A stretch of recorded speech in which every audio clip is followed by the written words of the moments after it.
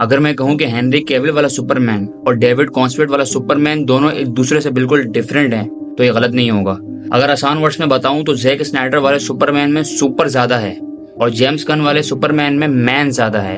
आज की इस वीडियो में जेम्स गन के डीसी यूनिवर्स की फर्स्ट मूवी सुपरमैन का रिव्यू करते हैं, जहां एक तरफ हेनरी कैविल का सुपरमैन स्ट्रॉन्गेस्ट है और सॉर्ट ऑफ डार्क थीम पर चलता है, तो दूसरी तरफ डेविड कॉन्सवेट वाला सुपरमैन ग्राउंडेड रहता है। वो ज्यादा स्ट्रॉन्ग नहीं है, अपने पंचेस को होल्ड बैक भी करता है और इंसान तो इंसान जानवरों को भी बचाता है। सुपरमैन के इस रिव्यू में बता दूं कि मैं हेनरी कैविल का फैन हूं, बट ये रिव्यू फेयर होगा क्योंकि हेनरी हो या डेविड, सुपरमैन के साथ नाइंसाफी नहीं होनी चाहिए। डेविड कॉन्सवेट की एज सुपरमैन ये फर्स्ट मूवी है। इससे पहले हम जैक स्नाइडर के सुपरमैन को डिफरेंट मूवीज में देख चुके हैं, Man of Steel, Batman versus Superman, Dawn of Justice and Justice League. Superman 2025 DC की रिबूट मूवी है जो कि जेम्स गन ने कॉमिक को फॉलो करते हुए बनाई है। अगर ऑनेस्टली कहूँ तो ये मूवी बिल्कुल भी बुरी नहीं है। ये मूवी एक्शन से भरी हुई है और डेविड कॉन्सवेट का सुपरमैन आपको ज्यादातर सुपरमैन के रोल में ही नजर आएगा। एस क्लार्क एंड डेविड का स्क्रीन प्ले बहुत कम है। इसके अलावा मूवी का मेन इम्पैक्ट जिसने ऑडियंस को इम्प्रेस किया वो था लेक्स लूथर का कैरेक्टर। लेक्स लूथर के कैरेक्टर से आपको इतनी नफरत हो जाएगी जितना वो इस मूवी में सुपरमैन से करता है। भाई लिटरली ऐसा लगता है जैसे सुपरमैन ने लेक्स लूथर से पैसे उधार लिया हूँ और पैसे लेने के बाद जुए में हार गया हो।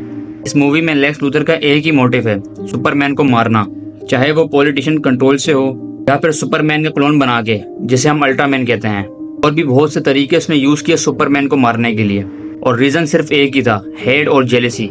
निकोलस होल्ट की तारीफ बनती है जिस तरह से उन्होंने इस कैरेक्टर को प्ले किया है।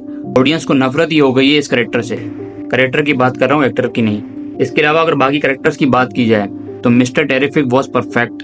और अगर ग्रीन लैंटर्न पर आए तो इस कैरेक्टर ने पूरी मूवी में कॉमेडी को होल्ड करके रखा। ग्रीन लैंटर्न की कॉमेडी पूरी मूवी में कमाल की थी, लेकिन इसके अलावा जो दूसरे कैरेक्टर्स ने कॉमेडी की है वो बिल्कुल ओवर यूज फील होती है। ग्रीन लैंटर्न के कैरेक्टर ने कॉमेडी के एलिमेंट को बिल्कुल बैलेंस किया हुआ था। बात की जाए हॉक गर्ल की तो ये जितनी दफा भी स्क्रीन पर आई है मुझे क्रिंज ही लगी। इनका कुछ नहीं हो सकता, ना मैडम वेब में ना सुपरमैन में। और सबसे ज्यादा बेहतरीन आर्क मेटामॉर्फो का था, इसने मूवी के साथ एंगेज करके रखा। एक बात तो माननी पड़ेगी कि जेम्स गन ने साइड कैरेक्टर्स का भी प्रॉपर यूज किया है। हर एक का रोल बिल्कुल बैलेंस था और साइड कैरेक्टर्स को जेम्स गन ने इस तरह से यूज किया है कि ऑडियंस का डीसी यूनिवर्स की आने वाली मूवीज को लेकर इंटरेस्ट बिल्ड हो गया है।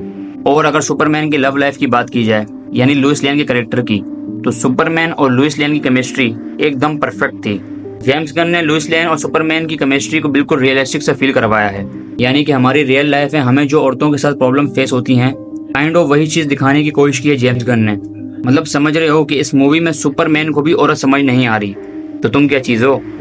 चाहिए क्या औरत को? अगर ओवरऑल इस मूवी के बारे में बात की जाए तो यस, जेम्स गन की सुपरमैन रियली डिड वेल। वैसे तो मेरा all time favourite Superman Henry Cavill ही रहने वाला है, बट न्यू सुपरमैन की मूवी को भी अननेसेसरी हेट देना सही नहीं होगा। As comic super hero fan we should praise all Superman movies. I hope कि यहाँ से डीसी यूनिवर्स भी एक बूस्ट लेगा और इसी तरह फ्यूचर में आने वाली डीसी की और मूवीज भी हमें एंटरटेन करेंगी। वीडियो अच्छी लगी है तो लाइक, कमेंट, शेयर और सब्सक्राइब कर दीजिएगा। मिलते हैं आपसे नेक्स्ट वीडियो में।